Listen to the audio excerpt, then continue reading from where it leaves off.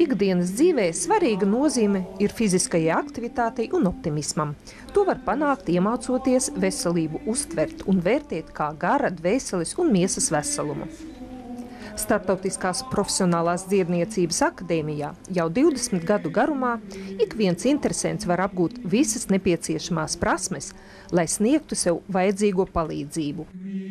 Dziednieks nodarbojas ar cēloņu un seku likumsakarību meklējumiem un, protams, rekomendācijām, kā sakārtot domāšanu, sakārtot emocijas, sakārtot reakciju uz notikumiem un, protams, arī rīcību.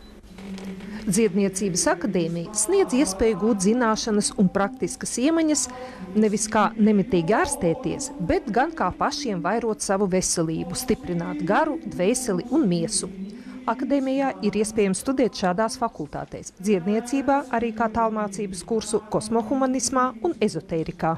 Mūsu absolventi ir mūsu datu bāzes vislielākais, es uzskatu, sasniegums, jo viņu ceļi, viņu nākamais ceļa gājums un to, ka daudzi no viņiem sākuši pasniegt pie mums akadēmijā, liecina par ārkārtīgi lielu gandarījumu, par to, ka šīs zināšanas nesušas atgrieznisko saikni. Mācoties, tu saproti, ka pie visām problēmām cilvēks jāsaka, ir vainīgs pats, nevis tāpēc, ka viņš to ir gribējis, vienkārši savas nezināšanas. Dziednieks tas ir tikai instruments, tas ir tikai starpnieks caur Dievu un arī caur radītāju, ja?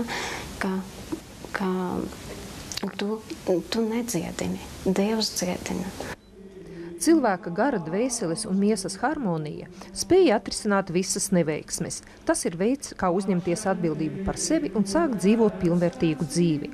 Dziedniecības studijas sniedz iespēju ieskatīties sevī, izzināt savu problēmu cēloņus, kā arī iegūt zināšanas, spēku atjaunošanai, kā arī rast ticību sev.